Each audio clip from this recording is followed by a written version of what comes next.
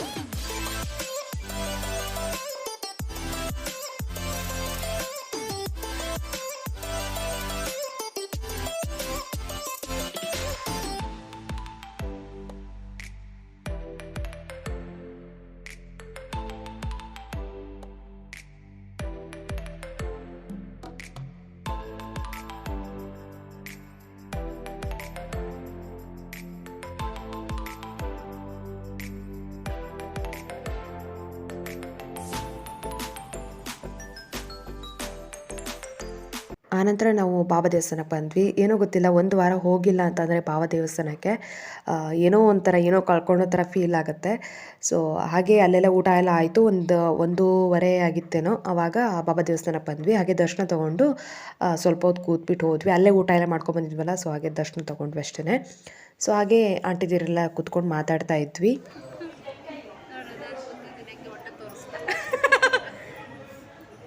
Manu aunty ಬರ್ತದ ಬಾ.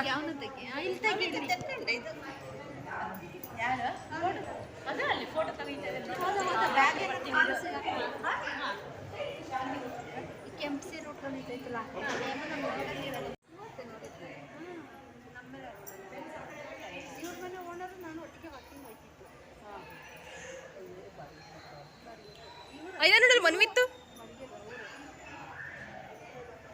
ಇದನಾ ಬಾ.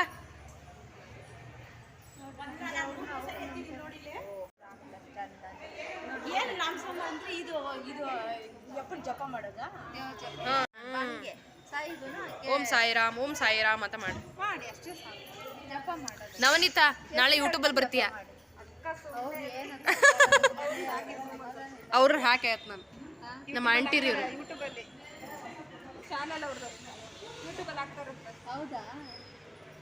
ಹಾಯ್ ಮಾಡಿ ಆಂಟಿ, ಒಂದು ಎಷ್ಟು ಚೆನ್ನಾಗಿ ಕಾಣ್ತೀರಿ ಗೊತ್ತಾಯ್ತಾ? ಹಾಯ್ ಮಾಡ್ರಿ. ಅಯ್ಯೋ ಓ ದೃಷ್ಟಿ ಆಗೈತಿ ಆಂಟಿ. ಸಂಜೆ ಯಾಕೋ ವೆರಿ ಸ್ಪೆಷಲ್ ಆಗಿ, ಆಮೇಲೆ ಸರ್ಪ್ರೈಸ್ ಆಗಿ ಹಸ್ಬೆಂಡು ಸ್ವಲ್ಪ ನನಗೆ ಇಷ್ಟ ಆಗಿರೋ ಪನ್ನೀರ್ ಐಟಮ್ಸ್ ಎಲ್ಲ ತೊಗೊಬಂದಿದ್ರು.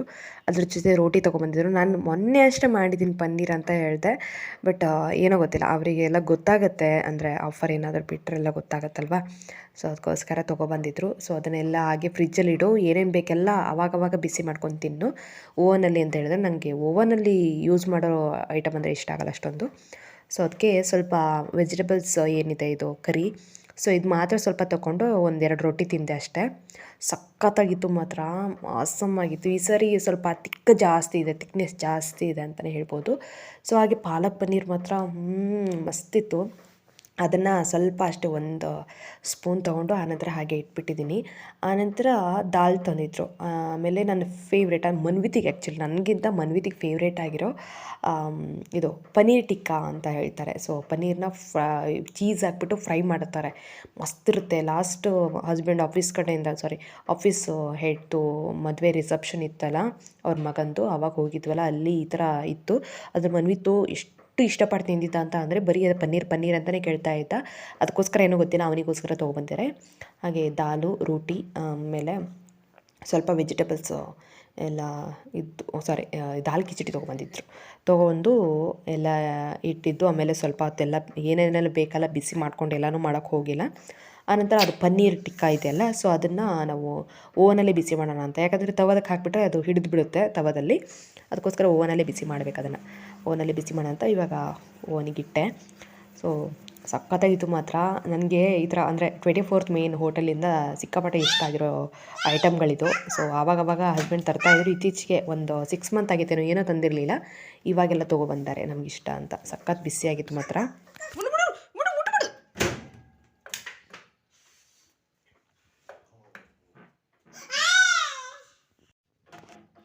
Wow, cheese ಹಾಕಿದಾರ.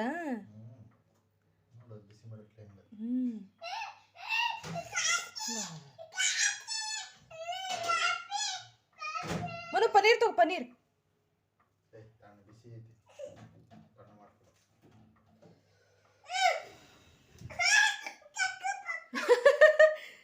ಪನ್ನೀರ್ ಮಗ, ನೀ ಪನ್ನೀರ್ ತಿಂತೀಯಲ್ಲ ಅಲ್ಲಿ.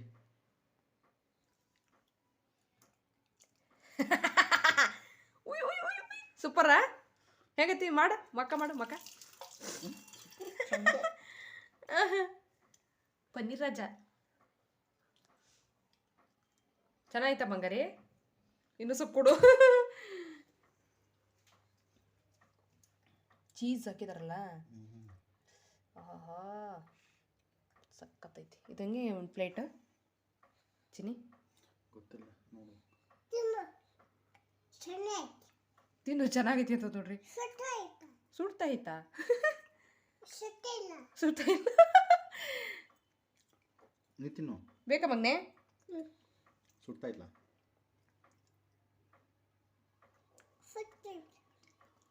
Wow tasty.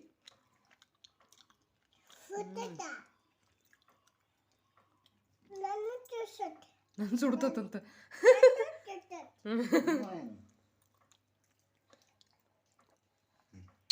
ನಾನೊಂದೆರಡು ರೋಟಿನ ಚೆನ್ನಾಗಿ ಆ ಕಡೆ ಈ ಕಡೆ ಎಲ್ಲ ಸ್ವಲ್ಪ ಬೇಯಿಸ್ಕೊಂಡು ಆನಂತರ ಮಿಕ್ಸ್ ವೆಜಿಟೇಬಲ್ಸ್ ಕರಿನ ಹಾಕ್ಕೊಂಡು ತಿಂದೆ.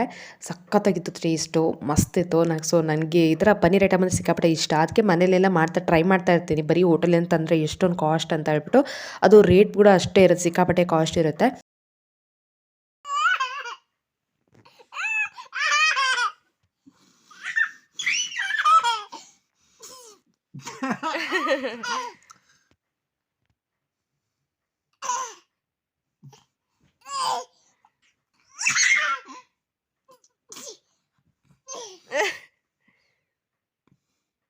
ಛೀ ಮನೀತ್.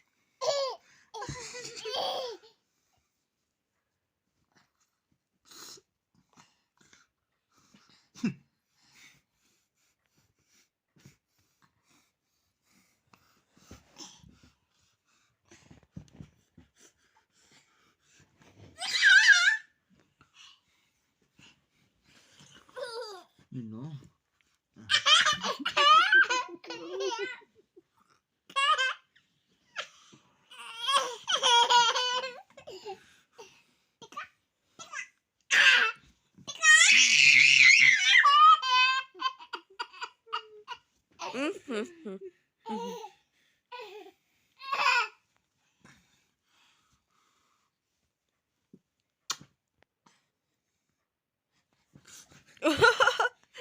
ತಳ್ದೆ.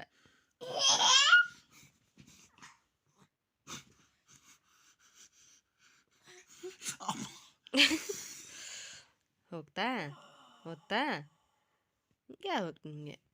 ಸುಮ್ಮನೆ ಇರಲ್ಲ ಹುಡುಗನ ಯಾಕೆ ಕೆಣಕದು.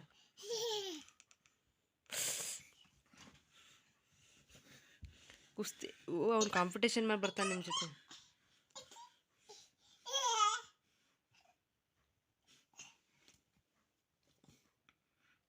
ಚೂಡ್ದ ಈ ಮನು ಮಾಡ್ಬಾರ್ದಂಗೆ ಒಬ್ಬೋಗತ್ತಪ್ಪ.